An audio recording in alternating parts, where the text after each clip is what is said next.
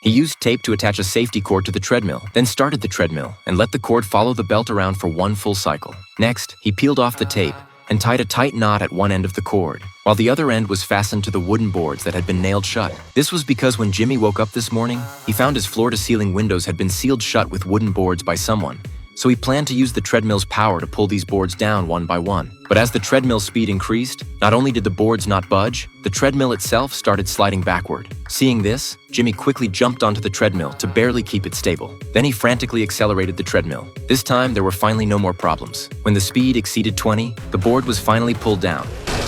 Jimmy then started the treadmill again and pulled down more boards. But despairingly, behind the boards wasn't a window at all, but a thick concrete wall. Now Jimmy had completely lost hope of escaping, because the door had also been locked by the mysterious person. Even after he smashed the lock with a golf club, he still couldn't open it. After calming down for a moment, Jimmy picked up the hairdryer he'd thrown in the trash, then found a hanger and took out the metal part. He heated it with the hairdryer. Once the wire turned red, he inserted it into the wooden door. Under the high temperature, the door was quickly cut open with a slit. Then he used the same method to cut slits on the other 3 sides. Just like that, he successfully created an opening in the wooden door. But when Jimmy walked out, he discovered this wasn't his villa at all. He was in a dark, underground cave. There was a passageway in the cave. At the end of the passageway, Jimmy found a ventilation duct above. This was his last hope of escape. Back in the room, Jimmy removed the vent cover from the central air conditioning. Unexpectedly, there really was a duct up there. He quickly climbed up and crawled forward along the duct. Sure enough, the end of the duct led to ground level,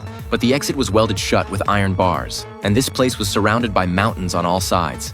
No matter how loudly he called for help, no one could possibly hear him. Just when Jimmy thought escape was hopeless, a crackling sound of electrical current suddenly came from under the sofa. Turns out there was a walkie-talkie hidden there. At this point, he couldn't care whether this was a trap set by the mysterious person. He only knew this was his only communication device. After switching through multiple channels, a human voice finally came through from the other end.